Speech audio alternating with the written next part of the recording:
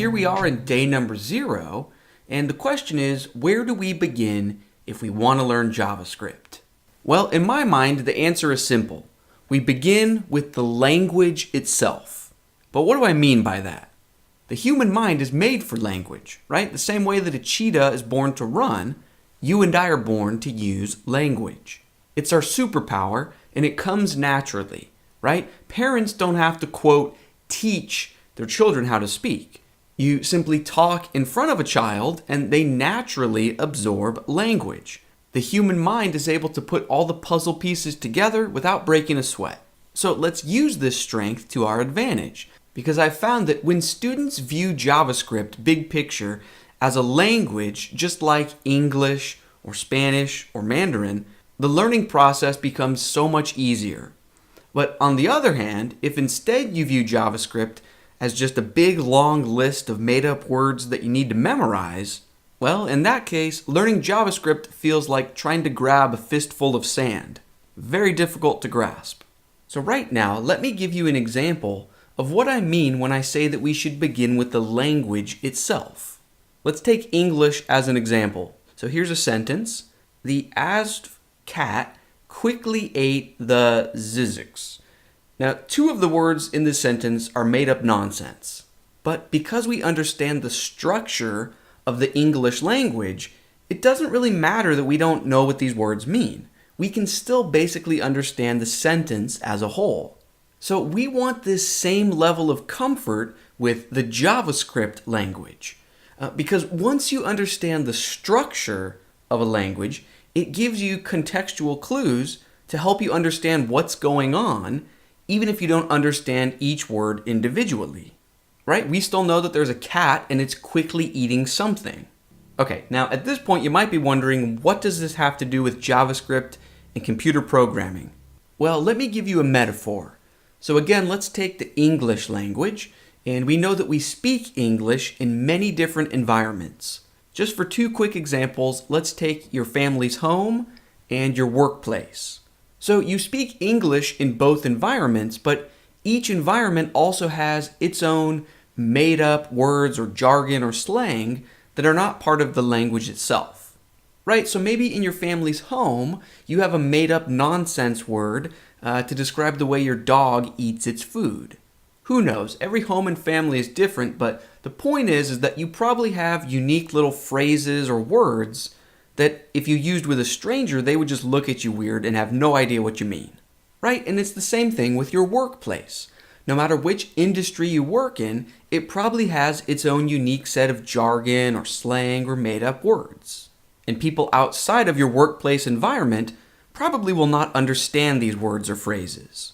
Okay, so there's this distinction between language and environment.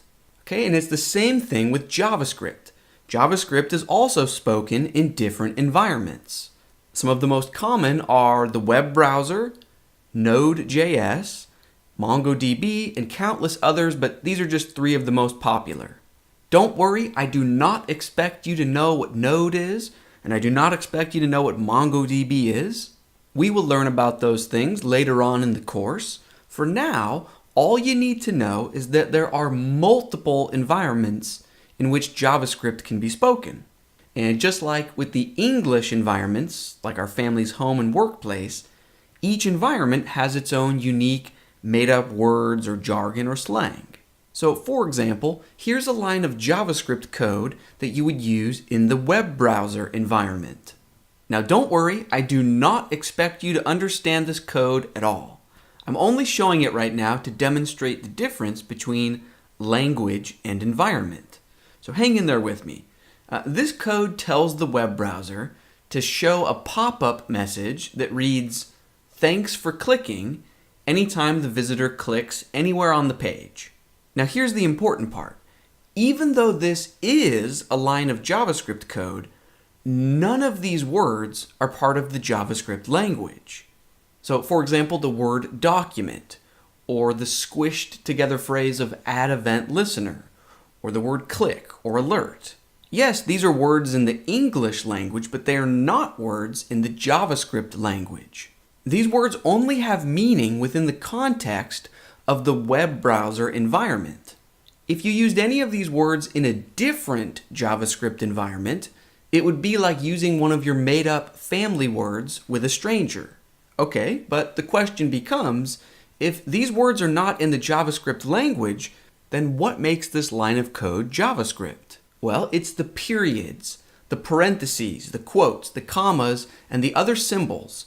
These are the structure or skeleton or syntax of the language. They are the glue that holds the sentence together.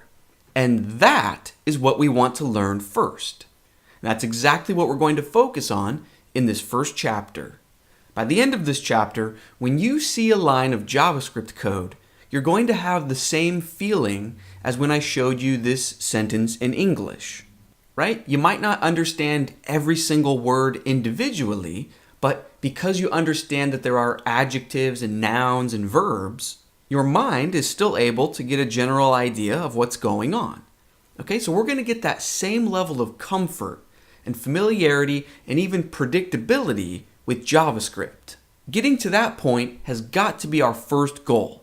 It's the first step to genuinely understanding a programming language. Now, if you've ever tried to learn JavaScript in the past, but got discouraged because it seemed too difficult or confusing, it's probably because the teacher took the opposite approach. Far too many teachers make the mistake of having you begin by memorizing environmental jargon, right? These made-up words that are unique to each environment. They start out by having you memorize these words and abilities before you even understand the glue that holds everything together, right? The language itself, the syntax, the structure. Now, teachers do this because they underestimate you, your intellect, and your attention span.